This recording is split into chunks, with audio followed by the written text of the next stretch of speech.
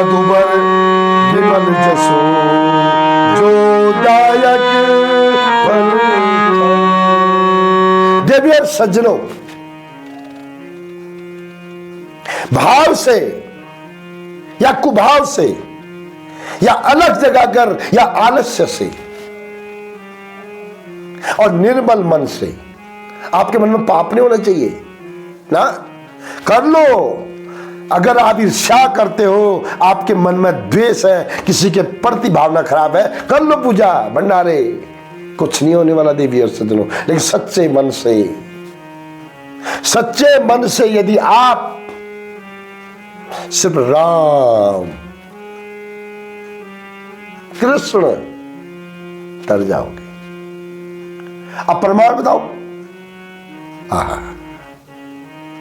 श्रीमद् भागवत में एक वर्णन आता है देवी और सज्जनों। एक अजामिल था, पापी, शराबी, कबाबी, मीट, अंडा, मछली, दारू, सिगरेट पीने वाला, वैश्याओं का के संग जाने वाला। लेकिन उसके बेटे का नाम नारायण था। नारायण। रात को बुरा सपना आया।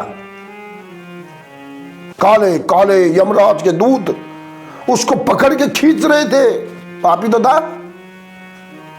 देवी और सज्जनों, आपको भी बुरे सपने यदि आते समझ लेना आपके, हमें नहीं आते बुरे सपने कभी। हमें तो सपने में भी हम नाचते रहते हैं। सच बता रहा हूं मैं, क्योंकि कभी कभी सच बताना चाहिए।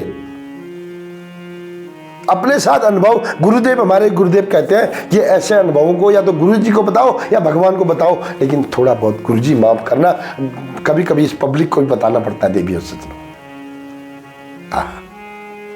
कई लोग बोलते सपने में मैंने ऐसा देखा, वैसा देखा, ये देखा, वो देखा। हम तो सपने में भी नाचते हैं साहब देवी और सज्जनों।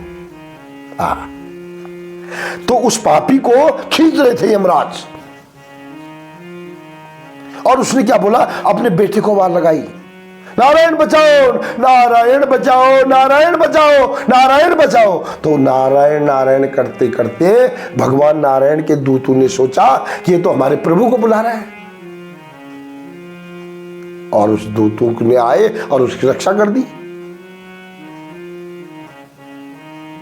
और यमराज के दूत आए बाद में, बोला ये तो पापी है साहब, ये गलती से अपने बेटे का नाम बोला। चाहे भाव से, मैंने बोला था ना, भाव से कहो, कुभाव से कहो, आलस्य से कहो, अलग जगह के कहो, या गलती से कर दो, या सो के परेशानी में ही कर दो, लेकिन निर्मल भाव से उसने गलती से, उस समय उसके मन में पाप नहीं था, क्यों सो रहा था, भगवान का नाम ले लिया, तर गया। और भागवत में उस अजामिल का नाम आ गया, और जिसका नाम भागवत में आ जाता है देवी और सज्जनों, अगर आपको भागवत में निमंत्रण होने लग जाए तो उसका नाम भी भागवत में आता है देवी और सज्जनों। ये दास को भी भगवान की कृपा हो रही है, जहां भी भागवत होती है कहीं ना कहीं से निमंत्रण जरूर आता है। तो इसलिए अपने आप को भगवान का बनाओ, संसार का मत बनाओ, सनातन का बनाओ।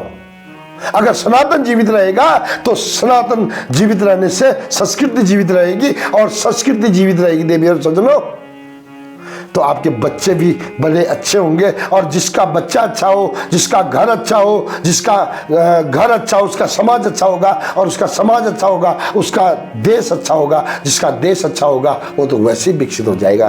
तो मिलते हैं किसी और पर्सन के साथ 24 घंटे के बाद। बने रहे मेरे साथ, बने रहोगे मेरे साथ, करूंगा नई बात। राधे राधे, जय श्री कृष्ण।